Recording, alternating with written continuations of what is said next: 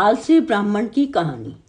एक बार की बात है, एक गांव में एक ब्राह्मण देवव्रत रहता था। वह सुबह उठता, नहाता, पूजा करता, खाना खाता और फिर सो जाता था। उसके पास किसी भी चीज की कमी नहीं थी। एक बड़ा खेत, खाना पका कर देने वाली एक सुंदर सी पत्नी कुशाग्री और 2 बच्चों का अच्छा परिवार था।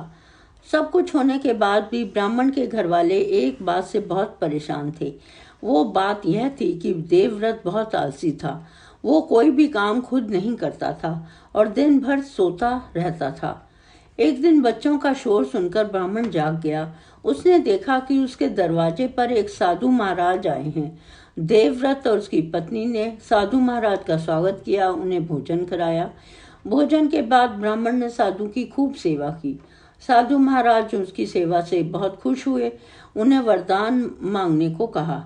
ब्राह्मण ने वरदान मांगा कि मुझे कोई भी काम ना करना पड़े और मेरी जगह कोई और मेरा काम कर दे।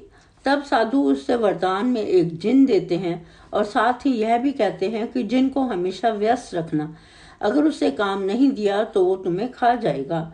वरदान पाकर ब्राह्मण मन ही मन बहुत खुश हुआ और साधु को आदर के साथ विदा किया।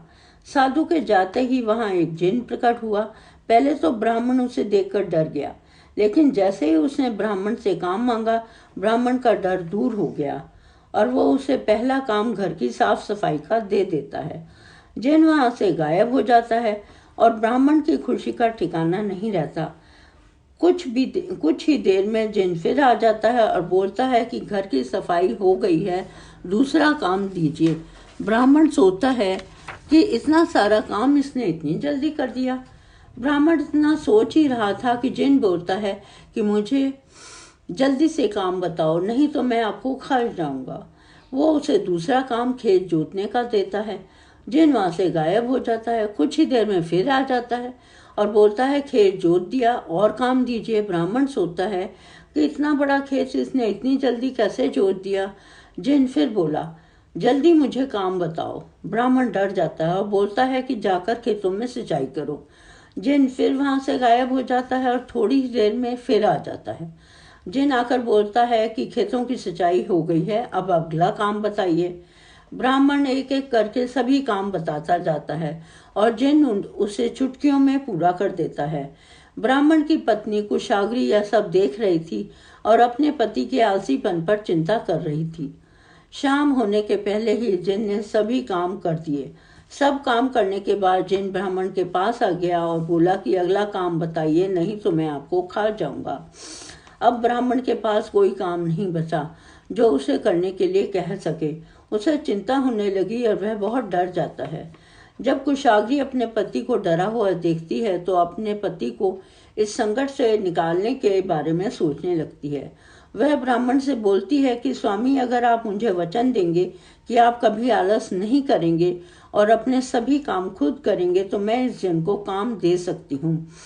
इस पर ब्राह्मण सोचता है कि पता नहीं यह क्या काम देगी। अपनी जान बचाने के लिए ब्राह्मण अपनी पत्नी को वचन दे देता है। इसके बाद कुशाग्री जिन से कहती है कि हमारे यहाँ एक कुत्ता है, तुम जाकर उसकी पूंछ पूरी सीधी कर दो।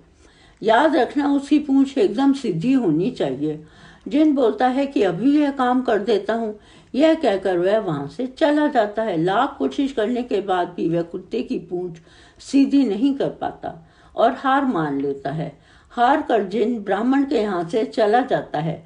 उस दिन के बाद से देवव्रत अपने आलस को छोड़कर सभी काम करने लगता है और उसका परिवार खुशी खुशी रहने लगता है।